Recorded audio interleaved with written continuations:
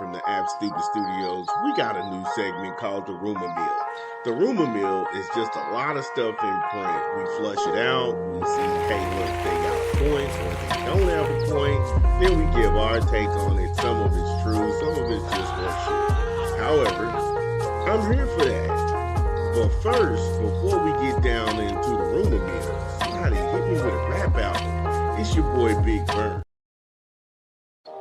It's your boy Big Vern coming to you live from the Absolute Studios, and we pushing a new rap album this month, Graph. Sometimes money costs too much. In stores now. Get it where you legally consume music, whether it be Apple Music, Google Play, or Spotify. My personal favorite on the track is Word Up Son. Yo, shout out to Queens. Queens get the money. That horn is live in that beat. Trust me, my favorite on that is Outside with Styles P.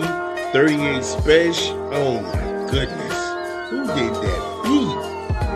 Who did that beat? Then Documented is fly too. Don't sleep. Documented is fly. Rolling with Dope Gang Porter and John Paul. Twins nice too. Yeah, I like Twin. Yo. Graph. Sometimes money costs too much. In stores now.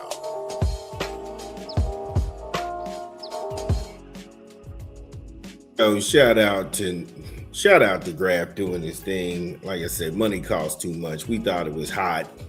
Overall, May was a hot hip hop month. Memorial Day weekend. Hit the like and subscribe button. It's your boy Big Vern. If you're new here, this is what we do here. So I'm only talking about this because my brother asked me to, and I was like, wait.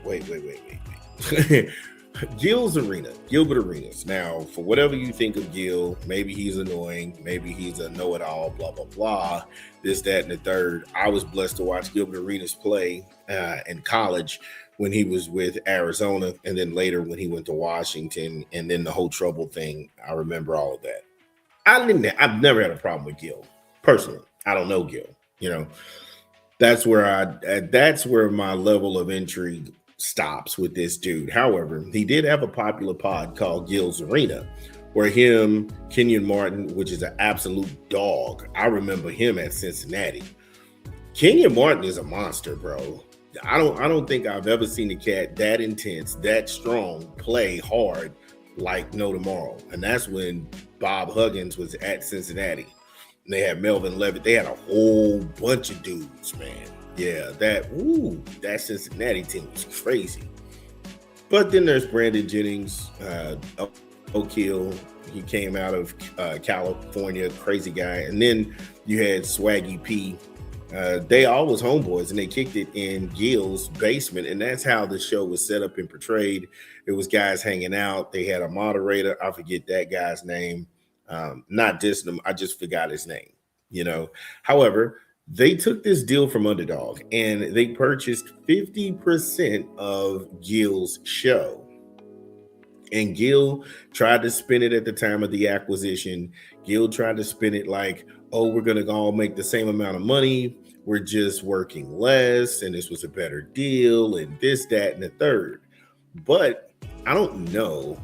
Anytime someone has acquired a company, I don't know if it dawned on him. Let me just put it like that. If you acquire a company, you're making the company into your image. He should have seen the writing on the wall when they got rid of Gilbert Arenas, Gil's Arena, and just calls it the Arena. And then they started to put guys in the arena that they wanted. They wanted Skip Bayless in that spot.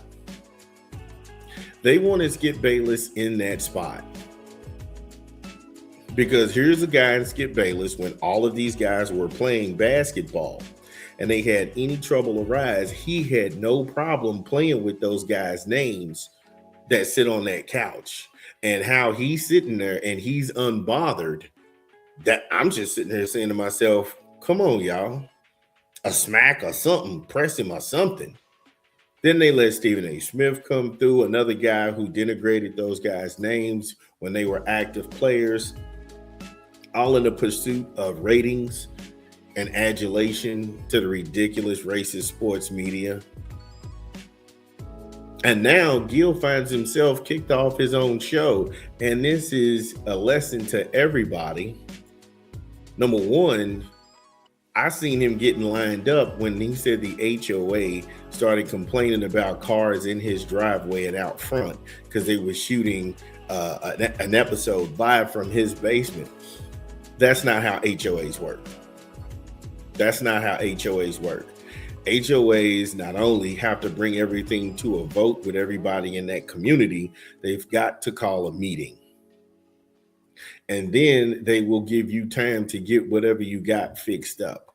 So even if you have a situation where you have a litany of cars, you would still have time to go ahead and get that thing going. But then he got in trouble because a rental property of his was taken over by some Israeli gangsters, and then he was implicated, and he was even detained. He actually got out, and then he had some sort of video of him dancing and everything. So pretty much they saw a compromised individual.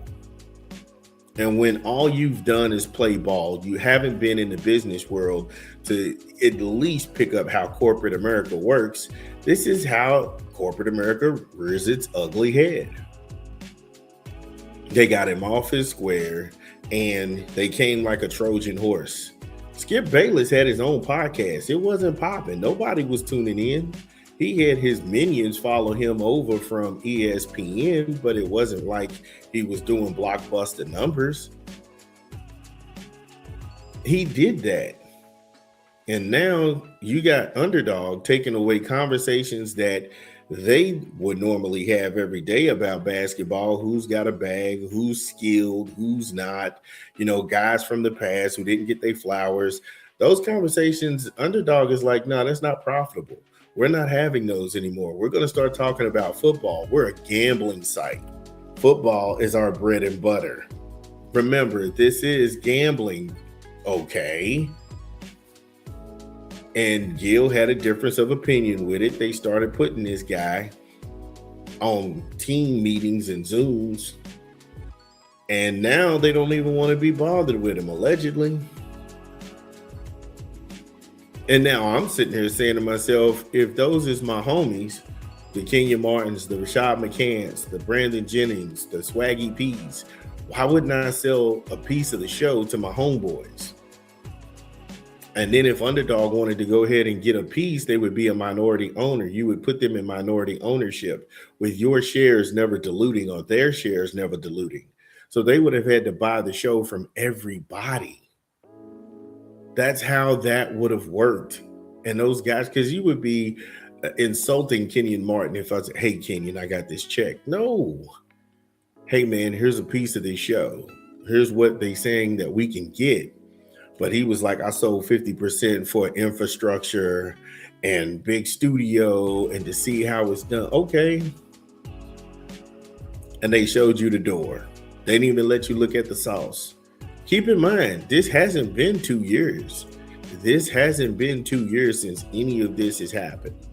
And Skip Bayless knew they was lining you up. How Skip Bayless can talk to you with a straight face and look you in the eye knowing that they came in to trick you off your square is devious. So yeah, at the end of the day, I think Malcolm X said it best. You would have these hucksters and jokesters and songwriters in front of serious people, and this is what you get. Like I say, it's not verbatim with Malcolm, but it was a good, like you said, I know what he was talking about, and people with me know what he's talking about as far as jesters and jokesters and songs and going in front of serious people. And Gil fits that definition. However, if you got something different, you just want to chime in, get in the comments. It's your boy Big Vern. Yeah, it's your boy Big Vern. Y'all know the drill. Get in the comments. Let me know whether you agree or disagree. How's it really going down? Also, don't forget to subscribe. We'll be back.